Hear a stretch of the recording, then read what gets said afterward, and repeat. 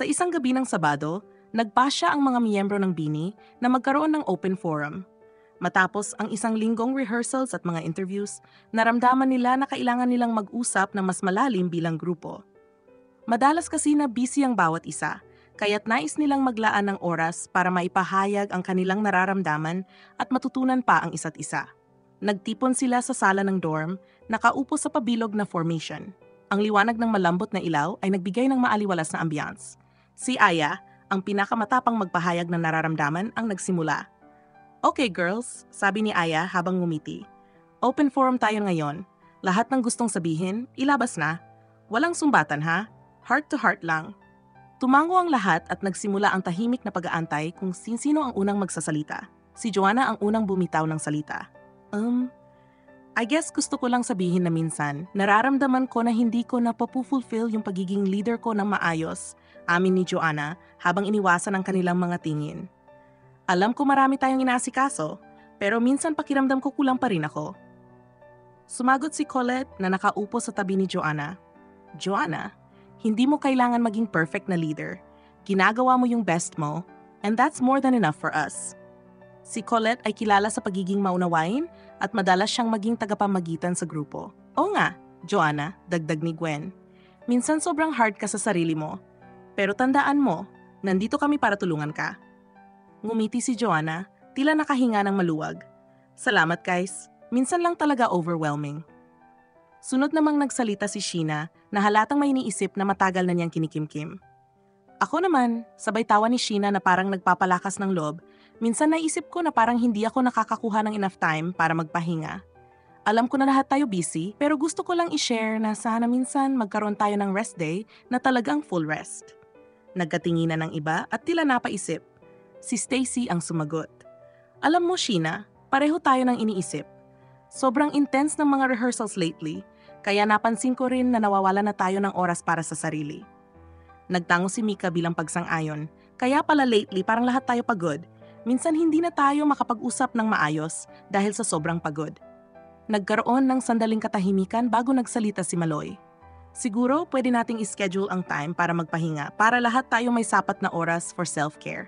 "Yes! Self-care day!" Sabik na sabi ni Aya. "Gawin natin yan, please." Ang kanilang tawanan ay nagpagaan sa ambience, pero halata pa rin na seryoso ang kanilang mga saloobin. Sunod na nagsalita si Mika.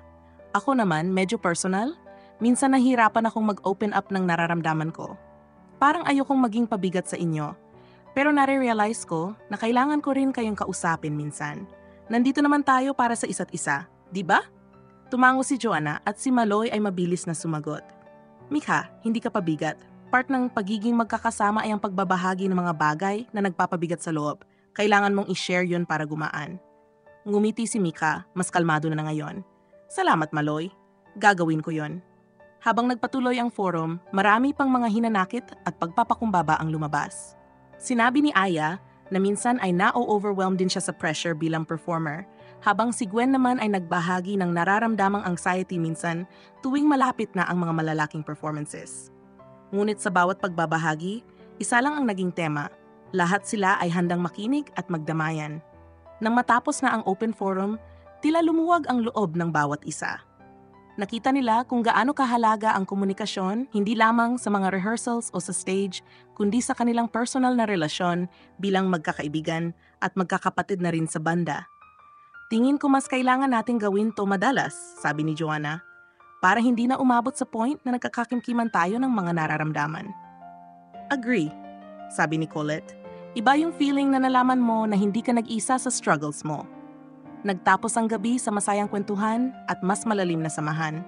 Alam nila na hindi lamang sila mga performers, kundi isang pamilya na buo sa pagmamahalan, respeto at pagkakaintindihan. At mula noon, ginawa na nilang regular ang kanilang open forum. Isang gabi kung sa ahat ng nararamdaman ay pwedeng ilabas, isang gabi para sa kanilang samahan at kaligayahan. Matapos ang open forum na naganap sa pagitan ng mga miyembro ng BINI, naramdaman ng bawat isa ang malaking pagbabago sa kanilang samahan. Hindi lang nila basta-basta napakinggan ang hinaing ng bawat isa, kundi mas malalim nilang naunawaan ang kanilang mga saloobin. Mga bagay na hindi lang nagagawang pag-usapan sa harap ng kanilang busy na schedule. Sa sumunod na araw, ramdam agad ang positibong resulta ng kanilang usapan. Araw ng pagkakaisa. Kinabukasan, dumating ang oras ng rehearsal para sa isang upcoming performance. Pagdating nila sa studio, tila may bagong enerhiya na bumalot sa grupo. Si Joanna, na dati sobrang focus sa pagiging leader, ay mas kalmado na. Hindi na siya masyadong nagmamadali at mas ramdam na ramdam ng grupo ang kanyang pag-aalaga sa bawat isa. Guys, ready na ba tayo? Pero bago yan, warm up muna tayo ha? Pero relax lang, walang pressure. Ani Joanna na may ngiti sa labi. Napansin agad ng iba ang pagbabago. Si Colette, na kilalang sensitive at mabilis makaramdam ng mga tensyon sa grupo, ay ngumiti at nag-comment. Wow, Joanna, parang iba ang energy mo ngayon, ha? Tumawa si Joanna at sumagot, nag-realize ko lang na hindi kailangan laging perfect. Mas mahalaga yung teamwork natin kaysa magmadali. Tama kayo. Masayang lahat sa pagbabago ni Joanna. Alam nila na lahat ng miyembro ng BINI ay may kanya-kanyang responsibilidad. Ngunit ngayon, mas bukas na sila sa pagbibigay ng oras para sa kanilang mga sarili at sa isa't isa. Rest days at self-care. Bukod sa mas kalmado at maayos na rehearsals, natupad rin ang nais ni Sheena at iba pang miyembro tungkol sa pagkakaroon ng rest days. Dahil sa open forum, napagtanto nila ang kahalagahan ng pahinga at self-care. Ngayon, bawat linggo ay may isang araw na nakalaan para sa pahinga. Isang linggo matapos ang open forum, nagkaroon sila ng kanilang unang official self-care day. Si Maloy ay nag-spa kasama si Gwen, habang si Aya at Aya naman ay nagpunta sa isang cafe para mag-relax at magbasa ng libro.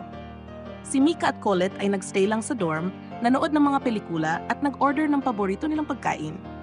Nakakatuwa kasi ngayon, hindi na tayo takot magpahinga, sabi ni Gwen habang naka-recline sa isang spa chair.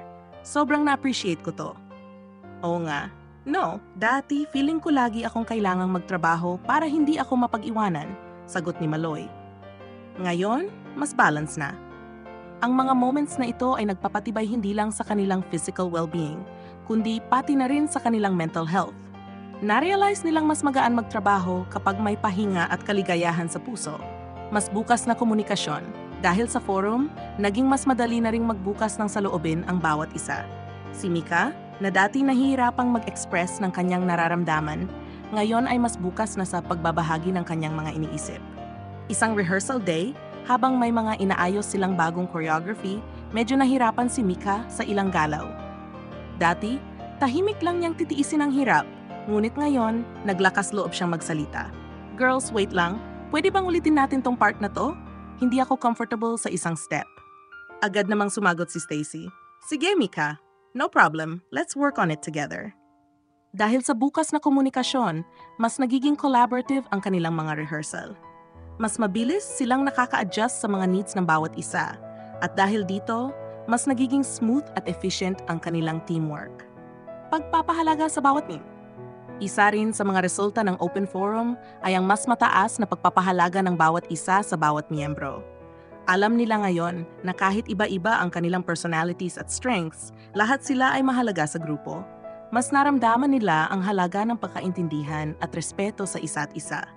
Isang gabi, habang nagpapahinga sila pagkatapos ng isang successful rehearsal, nag-usap si Aya at Joanna. Alam mo, Joanna, sobrang thankful ako sa pagiging leader mo. Pero mas thankful ako na ngayon, mas relaxed ka na. You inspire us, sabi ni Aya. Ngumiti si Joanna. Thanks, Aya, and I'm thankful na nandiyan kayo para ipaalala sa akin yung mga bagay na hindi ko minsan nakikita. Alam ko ngayon na hindi ko kailangang laging maging perfect. Si Colette, na narinig ang usapan, sumali at nag-joke. Walang perfect, pero ang friendship natin, close to perfect na. Sabay-sabay silang nagtawanan, alam nilang kahit may mga tampuhan o hindi pagkakaintindihan, palaging magiging buo ang kanilang samahan. Pagpapatuloy ng paglago.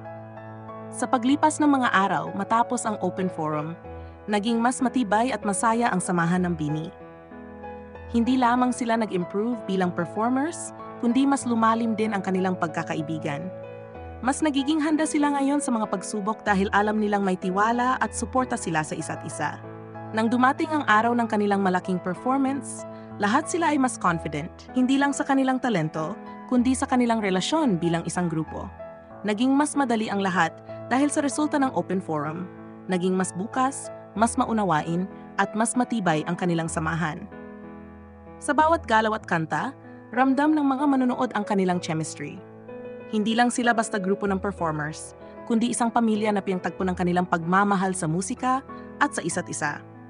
At habang papalapit na ang pagtatapos ng kanilang performance, sabay-sabay silang nagtinginan at nagngitian.